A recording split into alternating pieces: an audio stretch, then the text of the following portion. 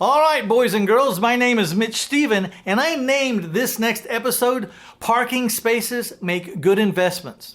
You know, I interviewed a man named Sam Wilson, who's really heavy into the parking lot cash flow business. That's right, you heard me. He buys parking lots, and then he charges people to park in the spaces. By the minute, practically. So it can be a very lucrative endeavor. But just like everything else, there's the nuances and the minutia. And we're going to be talking to Sam Wilson about those nuances and those minutia. All right, here we go with my interview with Sam Wilson.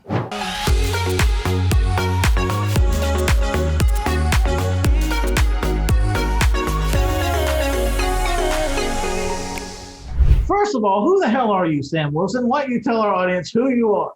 Sure. Yeah. I'm a guy that lives in Memphis, Tennessee. I've invested in real estate for 7 years now. Fell into it accidentally, which that is a short story in and of itself, but it was just the good Lord having mercy on an idiot. That's what and I mean that legitimately. I'd sold a company up north. I'd headed south because I hate the cold, and I actually didn't go far enough south because it's plenty cold in Memphis today. Came south and didn't know what to do. And short of it is landed in real estate and just haven't looked back. Through that have been, iterations upon iterations of what the business model looks like, what we invest in, who we invest with, all those things. It's constantly, I think, on the move or in flux, but I think adjusting to market conditions and being dynamic in that regard has paved the way for success for us. So I can't complain. So our history, I was doing did single family for a long time. I've still got, a half a dozen owner finance properties that are out there. Those are great. So I did a ton of fix and flip, did some single family rental. I've sold most of those off as owner finance properties. And really in 2018, took a transition out of that into parking lots and parking garages. And I did that all the way until March of last year. And if you can imagine where the pandemic kind of left the parking industry, ball games, concerts, night and weekend, traffic, whatever, the whole thing, even airport parking, et cetera, it all kind of took a large, I noticed that. I was looking at this. I used to fantasize about this airport parking lot on the way to my plane every time I got a flight. Right. And I drive over this overpass and look down on this place that's been there forever. And it's like $7 a day for that space and that space and that space. And it just went on for acres, And then I was coming back during the pandemic and there wasn't anybody there. Nope. And that's the first of that industry that always gets hit in a recessionary environment is your travel parking, which is fine. I mean, and the industry is good. What we have not seen on the larger parking, just across the larger parking dynamic, is we've not seen a decrease in asset prices. We have seen a decrease in NOI, but not a commensurate decrease in asset prices for, say, downtown parking lots, surface lots, things like that. We're hoping when that happens, then we'll be able to go back and continue to acquire. But right now, the underwriting just doesn't make sense in the traditional parking models. Now, there's other parking, there's other things that you could probably get involved in that industry. The particular focus we had was surface lots and parking garages in central business districts, and that's just kind of on pause for us. So hit pause on that. And then, continue to look around and see what other opportunities are out there. What happened in 2020? The boat and RV industry just exploded. I don't know if anybody's aware of that, but we had a 30 or 40% increase in year over year deliveries in RVs. That's insane. And the people that buy boats and buy RVs, those are typically longer term, especially on the RV side, those are longer term holds. So we're developing boat and RV storage. We've got, some other developments that we've got going on right now that you say, okay, well, that makes sense. We'll get into that. And then also looking opportunistically across the country. I actually fly to Idaho this afternoon to go meet with somebody and look at what opportunities we have out there. So there's, lots of things that are out there and shaking. And again, action leads to understanding. This is kind of what I do. You just keep moving. Like, okay, well, this is there, that's that. Let's just keep doing until we see what happens. And as you sift, the gold nuggets come to the top. All right, I'm going to jump in here for just 1 second. I hope that you are thoroughly enjoying my interview with Sam Wilson and about parking spaces and how it can generate tremendous cash flow. But I'd like to pause for just a second and please take the time to hit that like button and the share button and go ahead and subscribe if you haven't already. I have a ton of content coming your way.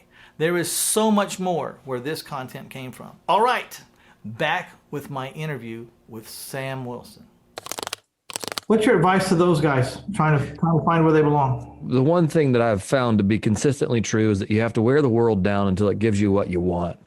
There's no handouts. I think everybody, especially in this day and age, is looking for, the pill you take, the simple high from watching, fast entertainment, turning on your iPad. Like, we don't have to go to the movie store anymore. Like, things are at lightning speed. But when it comes to building, there's just no fast way to do it. I mean, you hear of guys that like, oh, last year I was a nobody and this year I've got $1 million, and whoop-de-freaking-do. That's the exception that proves the rule, that the only other way is to just get out there and hustle. And so I always say that grit, determination, and perseverance are more valuable than skill, because you can find somebody that has great skill, but if they're missing any of those three, then they're probably not going very far. I mean, even in athletics, you watch the lazy basketball player, you watch the guy that doesn't have the perseverance, or the one that doesn't want to do the extra workout, whatever it is, they're not going to go as far as the guy that just puts his head, we call it putting our head through a wall. It's kind of a phrase. I'm not sure even where it comes from, but I always just picture like when the going gets tough, like just walking up to the wall and just putting your head through it, like, bam, we're just going, man. It's grit, determination, and perseverance. And I think those are the things that if you don't possess those, find a way to possess them.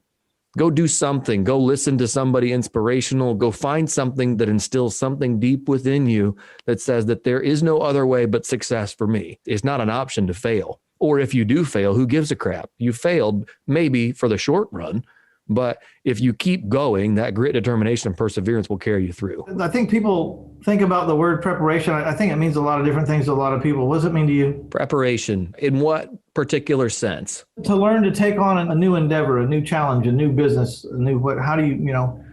Yeah, how do you do that, man? I mean, we talked about this early on. If I'm launching into something new now, I'm going to probably find somebody else that's already done it. I mean, the phrase, we've all heard it. I don't know who said it, but success leaves clues. I mean, there are no handouts and there are no shortcuts necessarily, but there are smarter ways to get things done. And as I've aged, I figured out that, that you've got to leverage the relationships with the people around you. So, preparation for me is going and finding somebody like yourself or somebody else and saying, hey, man, I'm just an idiot that doesn't know anything. And this is how we did parking lots. It's exactly what happened there.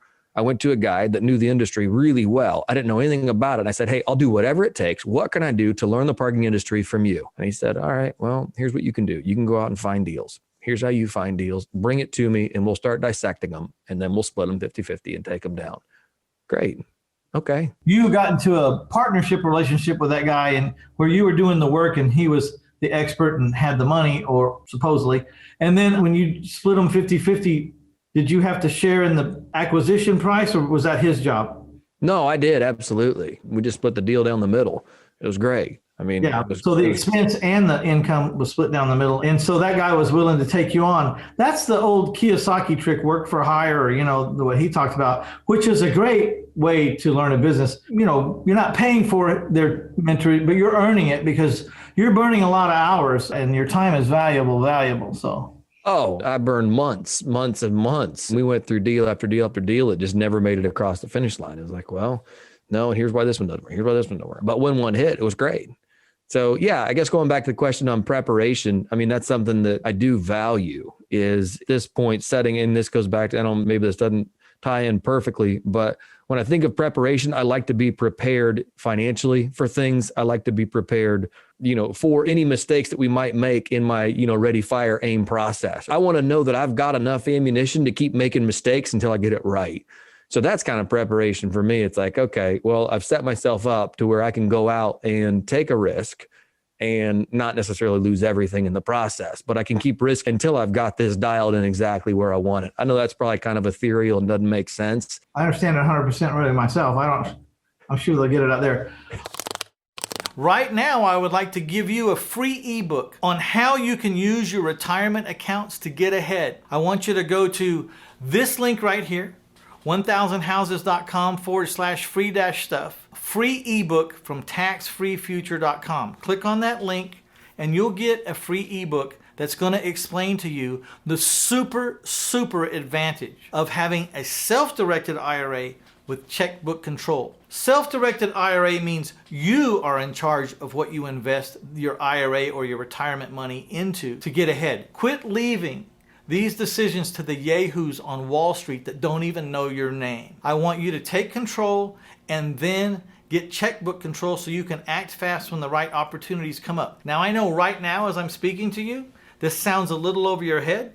I want you to take a look at that ebook and see how easy it can be to take control of your financial future. So, taxfreefuture.com, they're one of the sponsors of this YouTube channel. So check out their ebook. I'm sure you'll benefit from it.